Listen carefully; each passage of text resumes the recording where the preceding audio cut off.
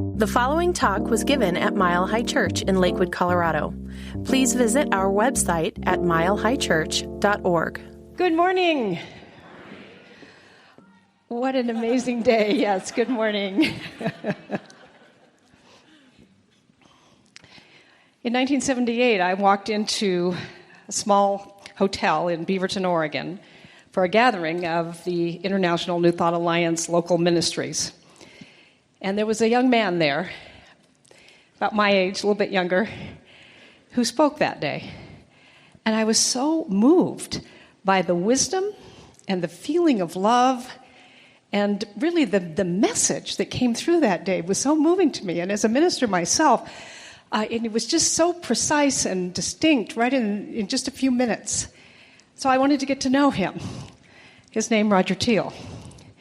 Over the 41 years of friendship and collegiate ministry work together and building boards and different things, I've seen what I saw that day in this spark of, in a very young person, a master of wisdom and light.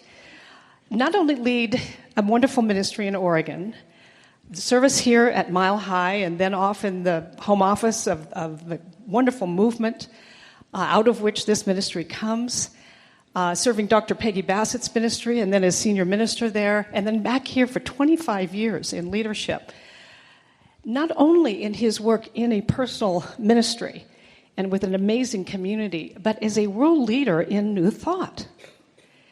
You know, today, the ideas that 30, 40 years ago were so revolutionary because of the work of all of you and because of his leadership, more and more and more, these are rising up as a new and a much more accepted and common understanding that there is one presence, there is one life, there is one truth, and it shows up in all kinds of different ways, but there is one.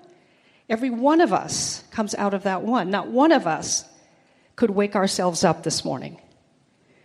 This presence and this power woke us up. Roger has been teaching this for many, many, many years and living it himself. Not one of us has the power to even make our heart beat one time. But that presence and that power moving into and through us, guiding us every single day, saying to you and me, this is not just another day of your life. This is the one day of your life. And no one gets to think your thoughts today but you, or make your choices today but you. And so over many years, as I saw Roger lead his life from this level of integrity and leadership and guidance and wisdom and love, I saw him bring that into the larger body of the New Thought movement and then into the world through many years as a board member of the International New Thought Alliance. Over then, as the new vision emerged out of that and the Association for Global New Thought was birthed, first as an idea in a hotel conference room. And the idea is, what could we do that would really help this become so much better known, not kind of hidden in pockets around, but what could we do to bring this forth? What if we did a project that might involve, say, Martin Luther King's kids or Gandhi's grandkids and take us to the UN to speak these messages, or work with His Holiness the Dalai Lama? Every idea that went on that blackboard, guided by Roger Teel that day, not only stayed on a blackboard, it became a living reality. And over the many years here with you, he has again and again shared with you, it starts with an idea. You incarnate that idea and watch your life and those around you change. It was about 800 years ago that a Persian poet named Rumi said, "It's as if a king has sent you into a far and distant land with one specific task to accomplish. You could accomplish 100 other things. And if you fail to accomplish the one thing for which you've been sent, in the end, it will be as if you have accomplished nothing." It's as if a king, the God, the grand overall designing presence, power, life, has sent you and me into a distant land with one specific task to accomplish.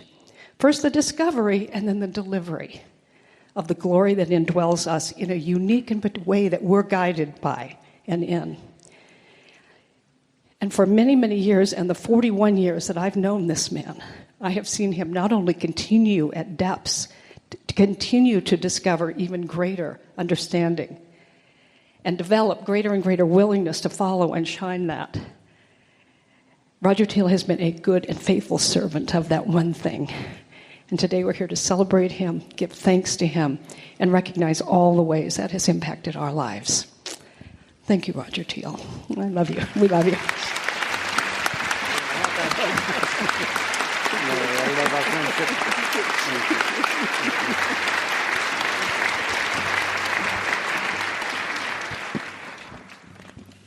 Thank you, Mary Morrissey.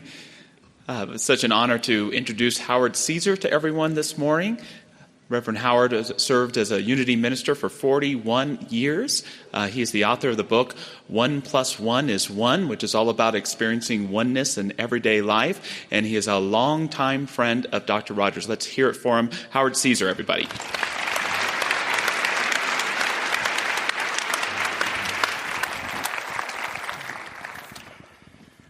Good morning, Mile Highers. I am so very honored to be here in the honoring of Dr. Roger Teel and his beautiful wife, Erica. And I just can't tell you how much my wife and I have loved them and continue to love them. Roger's been a dear friend and colleague and prayer partner for many years, and really consider him a brother. And 18 months ago, our roles were reversed. And Roger and Erica came to my goodbye Sunday in Houston when I was leaving pulpit ministry after 41 years, 34 of which were serving there in Unity of Houston. And Roger spoke that day honoring myself and my wife, Diane. So I have to say I sort of led the way into a retirement. And I know we're not supposed to place blame here in New Thought, but maybe he may have caught the retirement bug from me. In fact, one of the things he said that morning, that day, he shared with the congregation, he looked to me and he said, "You know, Howard, I didn't really know retirement was an option. Nobody told me that. Thank you for that, Howard." Roger and I, as I say, have been close friends and prayer partners for many years. We've shared a lot of experiences. We've traveled together. We've shared high moments. We've shared difficult and challenging times as well. And Roger, one thing I want to warn you about is that in retirement, your memory can begin to fade a little bit. And so it's only been 18 months for me, and I can say all your secrets are safe with me. I don't remember any of them. And having led the way into retirement, I could share with you, Erica, a number of changes for you. Upon retirement, when my wife and I sat down and financially crunched the numbers, my wife gave me this long, worried look. And she finally said, "If you wear the mask, I'll drive the getaway car." And Erica, it's great that you have established this interest in improv and have become so talented in it, really, because it has been said that a retired husband often becomes a wife's full-time job. So there will be some improvising going on there. And another of the changes is that there is a tendency to want to pull back a bit for a while and not be as accessible. And as there are changes coming for Roger and Erica, there are for you as a congregation as well. And Roger gave me some advice at the point at which I was retiring 18 months ago, and he suggested a new message for my phone answering machine. And I know he's taking his own advice, so if you call, this is what you will hear. "Hello, we're not available right now, but thank you for caring enough to call. We're making some changes in our life. Please leave a message after the beep. If we do not return your call, you are one of those changes."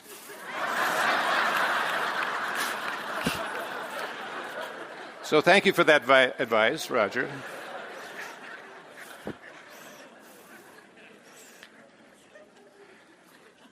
Roger, I would define you not just as a good minister, but as a great minister. Really, you have all the gifts. You're a wonderful speaker and communicator, amazing teacher, have tremendous leadership skills and abilities, a business mind, a person of great heart, really genuinely cares. And you're kind of cute, too. A quality person, and a quality person draws quality around them. And so you've drawn quality board members and amazing quality staff and music team and just quality leadership that's surrounding you as well. And I know that this congregation is very grateful to have two such outstanding people to succeed you as Michelle and Joshua. I say congratulations to you two.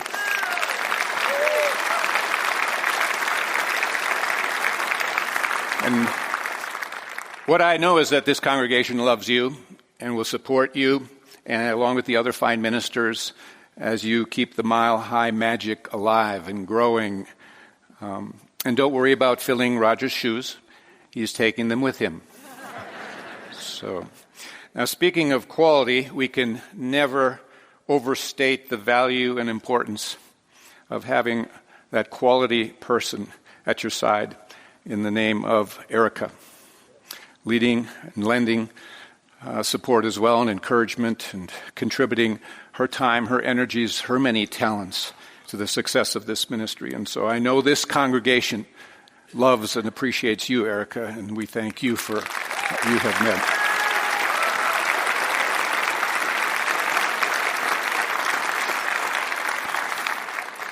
Now, I've been asked to incorporate into my share a brief kind of 5-minute lesson, mini lesson.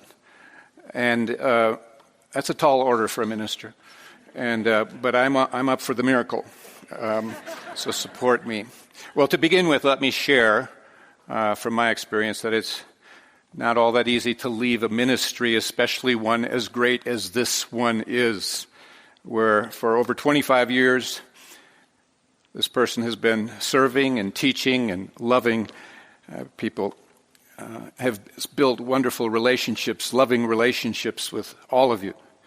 And this can be a teaching moment for all of you as well, to reflect on your life and difficult changes and adjustments that you have perhaps had to make or where you may be called upon to make in the future as you move forward. You know, Roger set an intention and a goal early on, and that was to be a heart-centered person. He studied under Brew Joy and did all of the things necessary, and he did it. You know, he modeled that. He became that. Because what the heart says, that alone is truth. The heart guides us. The heart is the voice of God. It's the voice of love. And listening to your heart means listening to God. And even if you don't understand where it's necessarily taking you in the moment, where it's calling you to, it is a matter of trusting. And you're simply always knowing that it's going to be leading us to our next highest good. And so God is what we call the whole, and each of us is a part. And the part is to listen to the whole. And the whole speaks to the heart through the heart. And so we may come to a place where we realize that a chapter is now complete. And a new one is calling us. And it's not easy sometimes to answer that call, to move on into the unknown and into unwritten pages that are waiting to be filled. It can be a calling much as occurred for Abraham in the Scriptures. If you recall, there was God speaking to Abraham and saying, "Lift up your eyes now and look from the place where you are. Look northward and southward and eastward and westward. For all which you see I will give to you. Arise, walk in the land, in its length and its breadth, for I will give it to you." Roger's been called. The Spirit within speaks to the heart, knowing what to do and when. It not only knows, but it impels you forward. We're talking about change, folks, and, you know, in the case of Roger, we could ask, well, why would anyone leave their position of leadership in a place as amazing as this, where they have put their heart print into every square inch of these beautiful facilities and the land and the projects and the services and where he loves to serve and do what he does and does it so well. Why? And I say to you, the question is really not why. It's what. What is it that is going on in Roger? What is it that's leading Roger? What is it that he is listening to? And I tell you, it is the true authority that he has always listened to and always been loyal to. It is that one presence and that one power that moves through each and every one of us. And he has listened to it. It has served him well in creating this special mile-high ministry with a mile-high love, mile-high teachings, mile-high energy, cannot be denied. He has been listening and trusting, and this is not new for him. As I close my comments now, I would like to share some lines with you from an amazing author who wrote an amazing book. It is titled, "This Life is Joy." Written by Roger Teel. As you know, it's a fabulous book from cover to cover. It is rich, but I take you to a chapter that is titled, "This Change is Birth." And a couple of excerpts I'd like to share where he wrote, "It is never too late to develop an enhanced and effective relationship with change. It is essential because life is a never-ending river of change. There are those experiences that take us into graduate-level change training." He goes on to say, "No matter what any change appears to be about at the surface, this change is birth. We discover a vital opening into life mastery by shifting our approach and becoming the midwife of a birth unfolding by means of some kind of change." He continues, "Yes, there will be times when it's natural and appropriate to grieve the change. We readily become attached to people and things, and it's seldom easy to let go, for we grieve because we have first loved.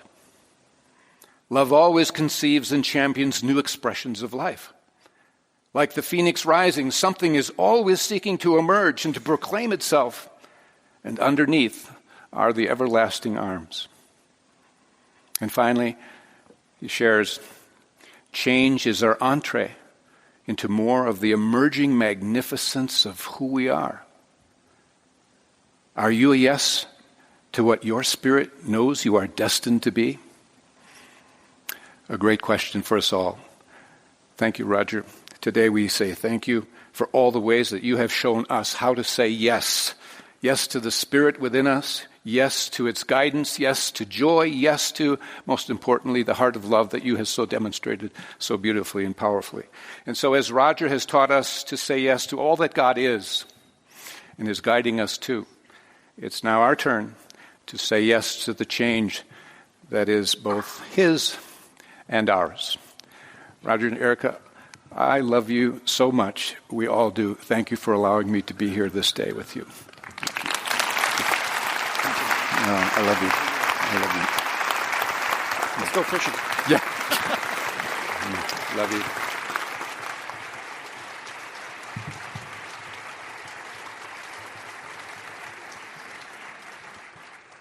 Dr. Roger, we've tried to bring in some of your favorite songs today for you. And this song also gives us the chance to say thank you for your conviction of the heart.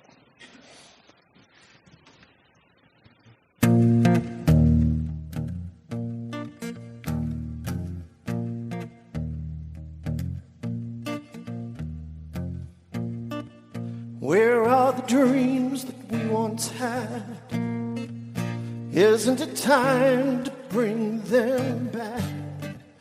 What were the promises caught on the tips of our tongue?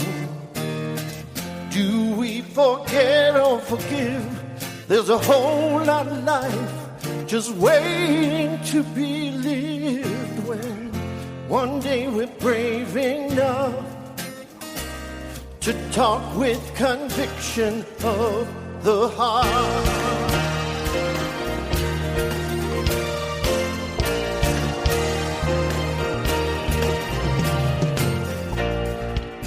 Down your streets days I walked alone, as if my feet were not my own. Such is the path I chose, doors I have opened and closed. I'm tired of living this life, fooling myself, believing where I went. I've never given love with any conviction of the heart. With the earth, with the sky, one with everything in life. I believe it will start with the change of love. How long must we all wait to change this world-bounding change that we live in? To know what it is to forgive and be forgiven.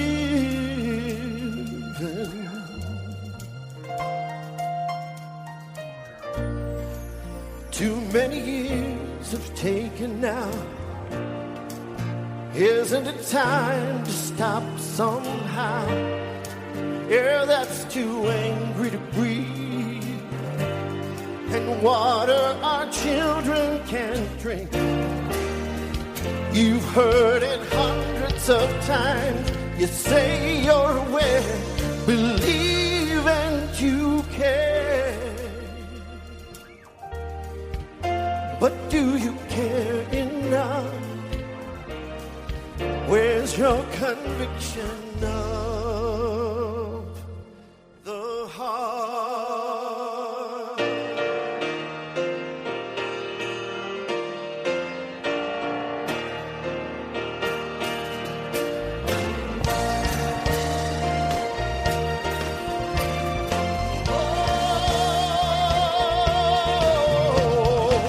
One with the earth, with the sky, one with everything in life. I believe it will start with conviction of the one with the earth, with the sky, one with everything in life. I believe it will start with conviction of the one world and one road. Only one life, only one chance, only one life. When will we live? Only one chance, only one life. When will we learn? Only one chance, only one life. When will we live with conviction of the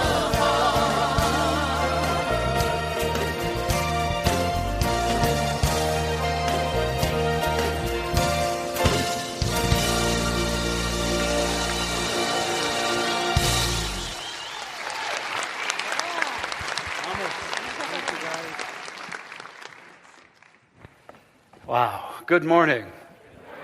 This is so heartwarming and soul-touching. Thank you. Thank you for coming out in our lovely Colorado weather and being a part of touching my heart so profoundly and so deeply. I love you all. So grateful for this time and for the team that's obviously poured hours and hours of thought and planning into this, as they do for just about everything. They're just amazing. Eric, you want to share your heart? Yes. I never thought this day would come. Over the years, Roger has talked about retirement, and it was always, well, I can't retire until this happens, or that happens, or this starts, or this ends, or this person. And I thought, this ain't never going to happen. But it has. He talked a couple of years ago, he shared that, the nudging is there, and I think it's time. And lo and behold, all of those things started falling into place. And here we are today. And this day is quite surreal.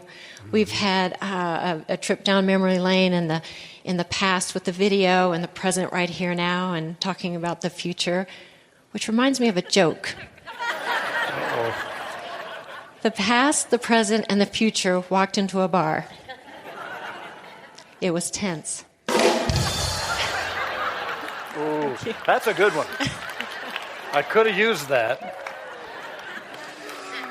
But I love you all. I love the staff, the ministers. This has been just a wonderful, glorious ride. It has been an honor and a joy to go down this path with you. You're a wonderful, beautiful man, minister, and my best friend. And I not only love you, but I really, really like you. Thank you. Thank you. My beloved, you know, it's been said that behind every successful minister is a surprise spouse.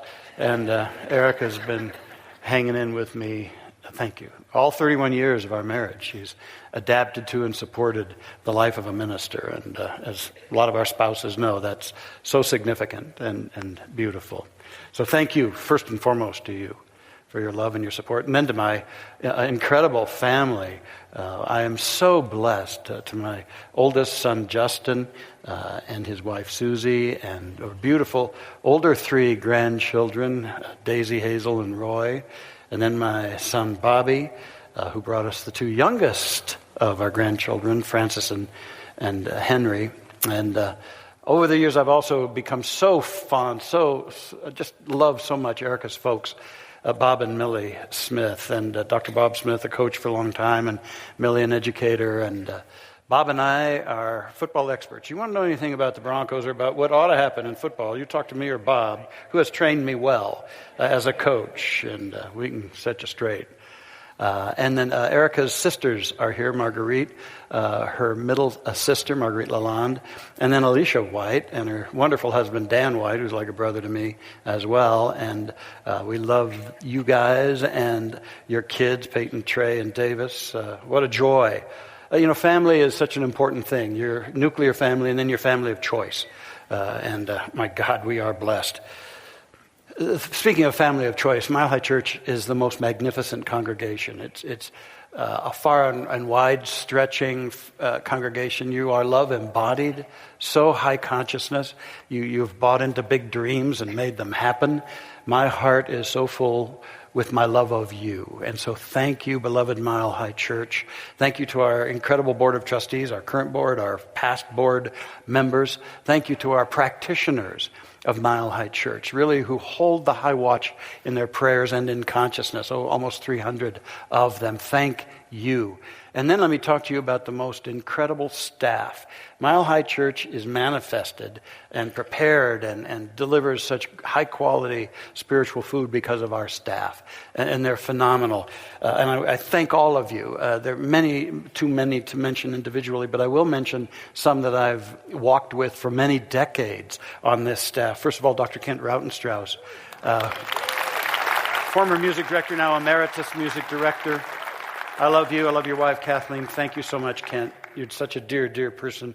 And Karen Thomas, our events director of many years. Karma Lytle, our chief financial officer. Jimmy Hutto, our IT director. And then that guy back there. You always want to be good to the sound guy. Not just our sound guy, Nathan Marshall, who's been here forever and a day, but he really helps us create the great technical work that we do here. Thank you, Nathan. I love you guys. And I think if you see anybody on our facilities staff on the way out, thank them for clearing all of the sidewalks and the parking lot starting at 3 o'clock this morning. God bless them. And again, all the staff who put so much into this service. And I want to thank the Mile High ministers and your staff, or your spouse. I was going to say your staff, your spouse. Yeah, your paid, unpaid staff. Thank you, Mile High Church ministers. You're remarkable, you're beautiful. And especially a few of you that I've walked with for so many decades. Dr. Patty Lukenbach and I have been in the ministry together over 35 years, my entire time here as senior minister. Yeah. And Dr. Barry Ebert, been around here for so long, touching the lives of our kids.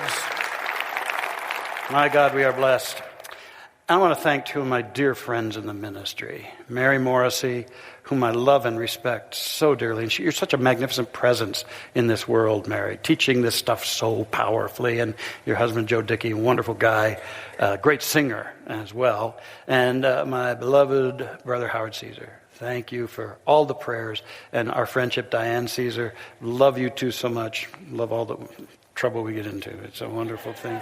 And I also love the founding of the Association for Global New Thought together, as we and our ministerial buddies, including Michael Beckwith, we put this together and brought in our executive director, Barbara Fields, and great stuff was done, as you've shared, and I'm so grateful for that. And I'm very, very grateful to our Centers for Spiritual Living, the many, many centers around the world, and the minister colleagues and staff, some of whom are here today. My love and blessings to them.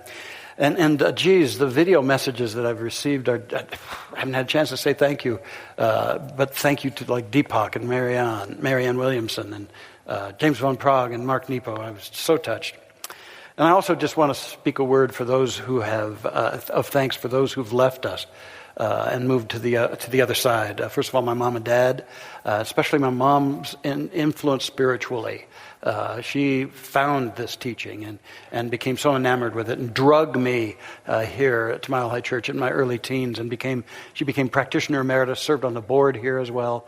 I loved this place. God bless her. And loved Dr. Fred Vogt. I thank him, mentor, friend, fishing buddy, and just a wonderful, wonderful being. He was the third senior minister. I'm grateful for Reverend Roger Miller, the first one, Dr. Lester Bashara, then Dr. Fred Vogt. Such great shoulders to stand upon. A wonderful practitioner that Fred and I got so much support from, Bill McGee. I'm thinking about Dr. Ezra Ellis, and I've told you stories this past month about him and his contributions. Peggy Bassett. It's just so touching to see the people that have added to our lives. We don't do all of this alone, gang, in our lives. Brew Joy, it's been mentioned that he facilitated my heart opening.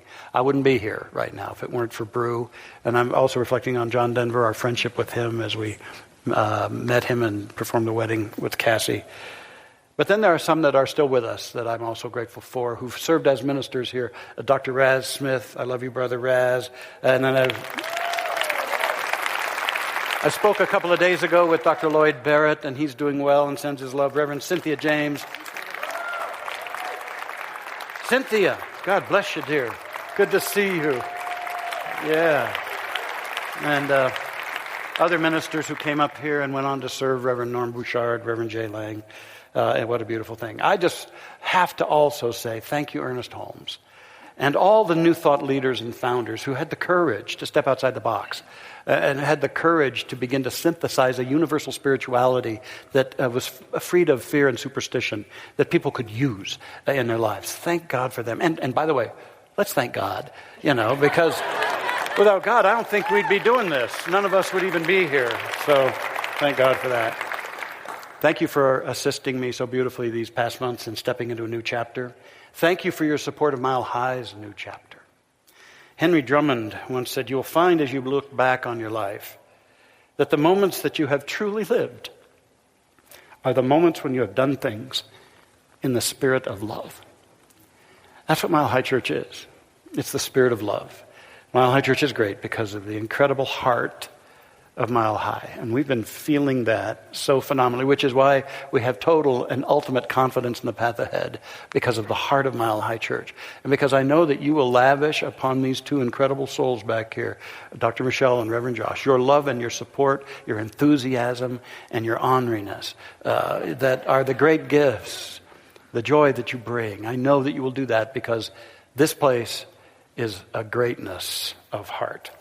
And so, you two beautiful beings, thank you. I'm reminded of the story of these two older ladies who went out for a drive, Mildred and Gladys, and they're driving along, and Gladys noticed they run a stop sign. Then they run another one and a third one. Finally, she turns to Mildred and she says, "Mildred, you're running stop signs." And Mildred has a dazed look and she says, "Oh, am I driving?" So, just be clear, you two are driving. No, you're in the driver's seat. Yep. And we're in good hands.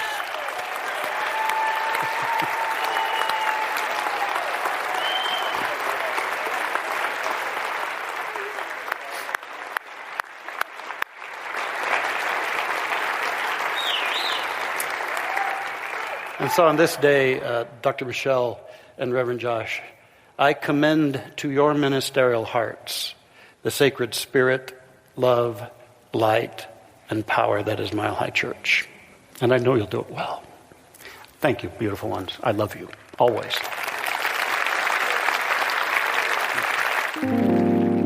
Thank you for listening to the Mile High Church podcast. This podcast is made possible by the generous contributions from listeners like you. If you'd like to make a donation, text 720-230-1404 or visit us at milehighchurch.org.